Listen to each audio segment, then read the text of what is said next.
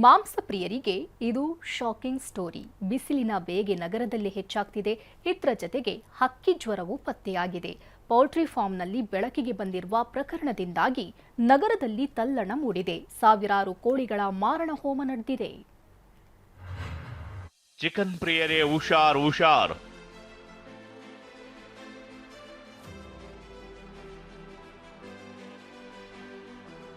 ಹೆಸರುಘಟ್ಟದಲ್ಲಿ ಪತ್ತೆಯಾಗಿದೆ ಹಕ್ಕಿ ಜ್ವರ.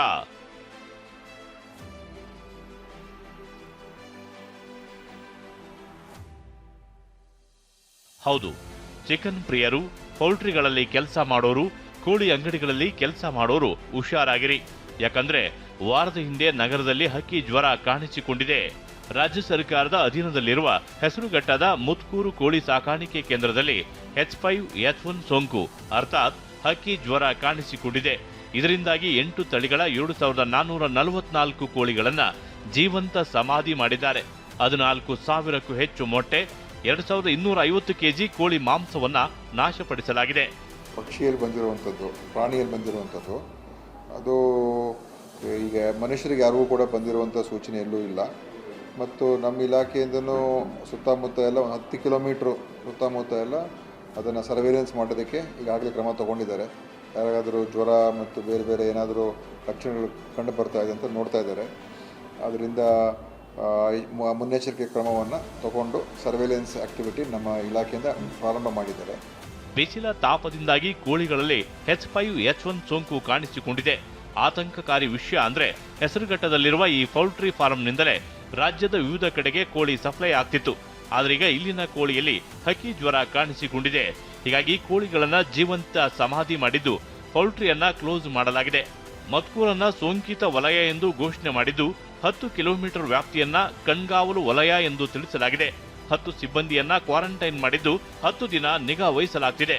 ಇನ್ನು ಕೋಳಿ ಶೆಡ್ಗಳ ತಪಾಸಣೆ ನಡೆಸುವಂತೆ ಪಶು ವೈದ್ಯಾಧಿಕಾರಿಗಳಿಗೆ ಸೂಚಿಸಲಾಗಿದೆ. ಹಾಗೆ ಕೋಳಿ ಸಾಕಾಣಿಕೆ, ಕೋಳಿ ಅಂಗಡಿಗಳಲ್ಲೂ ತಪಾಸಣೆ ಮಾಡುವಂತೆ ಪಶು ವೈದ್ಯಾಧಿಕಾರಿಗಳು ಗ್ರಾಮ ಪಂಚಾಯಿತಿಗಳಿಗೆ ನೋಟಿಸ್ ನೀಡಿದ್ದಾರೆ.